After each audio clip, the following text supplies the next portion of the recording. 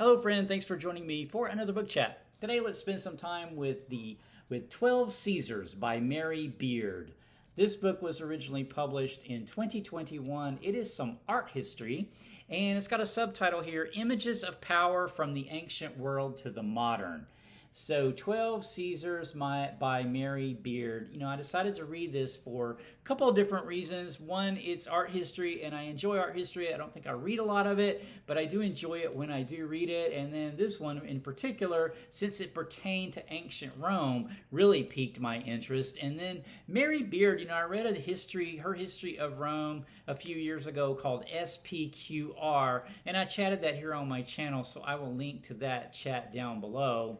But yeah, that's sort of why I decided to read this, and it was extremely interesting. So what it's about ultimately is 12 particular Caesars. These, in fact, this list here, these are the years. I added the years of life rather than the years that they reigned, but these are in sequential order from Julius Caesar all the way down to Domitian. And these 12 Caesars were featured in a book of the lives of the Caesars by Suetonius that was written in, I believe, 121 of the Common Era.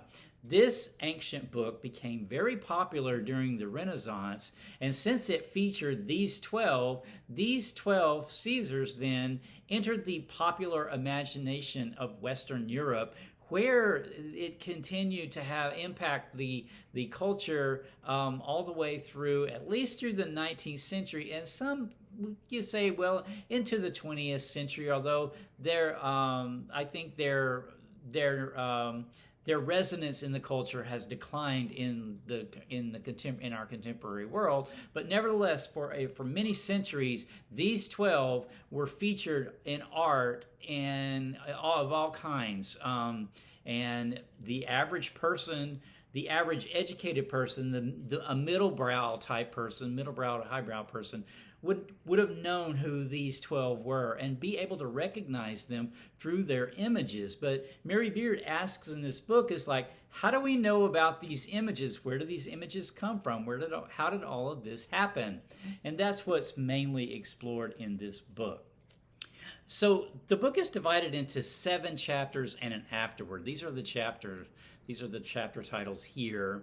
I have wondered about how to approach this chat, so I think what I'm going to do is I'm just going to pull out some of the most interesting aspects that I took away from reading this book. Now, I am not an art historian, nor am I an ancient historian, so I'm not really qualified to teach this subject, but just some of the things from the book that I pulled out that I found really interesting. That very first chapter there, called The Emperor on the Mall, an introduction, this is how the book is introduced, and it talks about this sarcophagus that was discovered in 1837 outside Beirut alongside another sarcophagus that was identified to be the sarcophagus of a emperor of Rome that was named Alexander Severus, who was emperor from 222 to 235 CE, and the other sarcophagus was thought to be his mother's.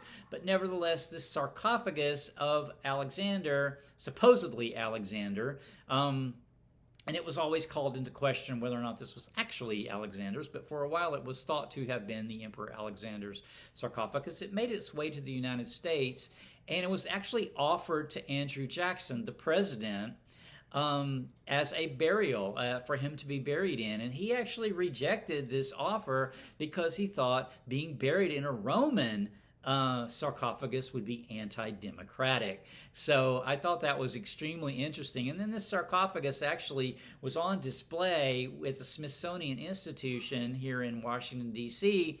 for decades or century afterwards, or more than a century afterwards. I think it was finally removed from display maybe in the early 80s, if I remember from the book correctly. I did not write that down. But then it's kind of fallen into a sad state of storage, which we'll talk about at the very end of this chat. The book talks about how coins, when we think about Roman art, when we think about Roman emperors, we think about the busts, right? And the statues, the marbles. That's what we think about. But in the Renaissance and earlier in the Middle Ages, that's not that's not how they identified the emperors. They identified them through coins. And so I thought that was extremely interesting, because this is actually still resonating in our culture today. You know, when we see portraits in medallions, having a medallion like a coin, it's like a coin. It comes from that idea. And to me, that's just fascinating how that idea that started so many centuries ago with the Roman emperors on coins, still impacts our culture today. I just find that fascinating. Identifying who the Caesar was wasn't always easy. So in the coins, the coins are small and the images are not really exact. So when now we have busts started getting discovered later on after the Renaissance, like in the 17th century with the beginning of archaeology, or the 18th century, then there were different likenesses, and so matching those up as to who is who was very difficult. The book goes into this quite a bit, and also identifying whether or not a bust is ancient from the time of Rome, or if it's actually a copy or a later copy, either a copy from the Renaissance or a copy even from the last century or so. So it's really hard to date those. And so the book spends some time talking about that. Here's an example of how the coins resonated through culture. This is a painting from 1471 to 74, and you can see here's a man holding a Roman coin. This coin is actually of Nero. So I thought that was really interesting how the coins, because today we don't really think about them so much as we do the marble busts. But later it became common for rulers and wealthy people to present themselves in Roman dress. And in this example, you can see Prince Albert from the 19th century of England, and two different versions of him in Roman dress. I believe one of these, Queen Victoria thought that this little skirt was too short, so they made the skirt longer. But that's really, to me, interesting because, even in the United States, we have an example of this. I believe there's a statue of George Washington as Roman. And then there's this later on in the 1770s, there was this painting created. This is the death of Commander Wolfe at the Battle of Quebec, which took place in 1759. So this painting, when it came out, it was criticized heavily because the artist had not presented Commander Wolfe in Roman dress. And he's in contemporary dress in that painting. So perhaps the most famous of the 12 Caesars, or actually there's only 11 of them, are the Titians. But the way that the paintings, they were created for this particular room, exhibit room in the Gonzaga family, it didn't last very long, but it had a huge impact across Europe among the wealthy and the powerful as far as displaying these. Well, when the Gonzaga family ran into some financial difficulty not long, about less than 100 years after having them commissioned, they were sold to, I believe, they might have changed hands a few times, but they wound up with Charles I of England, who was then beheaded and deposed in 1649, I think, or something like that. And then from there, they were sold to Spain, where they stayed in a palace there, which was destroyed by fire in 1734. So the originals no longer exist, but there's way more to that story of the way that these Titians came into being, how they were exhibited, and the impact that they had across Europe. The book spends quite a bit of time talking about why these images of these emperors were so resonated so much within the culture for so many centuries, and how monarchs as the monarchies grew after the Renaissance, during the Renaissance, and then after, just the wealthy, why they took these symbols to themselves and represented themselves, for example, by a Nero, or having a portrait of Nero, or having, because the thing is, all of these emperors, all these 12, except for Vespasian, there was some suspicion of assassination. Some of these were terrible people, terribly immoral and cruel in some cases. So to me, that was just a fascinating discussion, whether or not that they these symbols of these emperors resonated because of that, like as a warning, like don't be like that or else this is what's going to happen to you.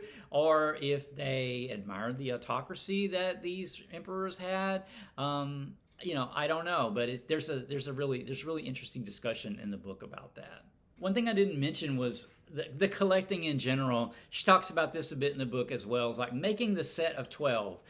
This idea of making a set and collecting a set is something that was relatively new in the Renaissance. And this started out with coins. The coins that I talked about earlier is in the book, where she describes I think there was a German princess that had collected all the coins of the emperors. And so this became a sort of an obsession among some people to collect these Roman coins with these images of the different, not just the 12, but all of them in that case. So she talks a bit about how, Roman art is still resonating a bit. Roman culture is still resonating a bit through our culture, but not like it did in the previous centuries. It has sort of waned.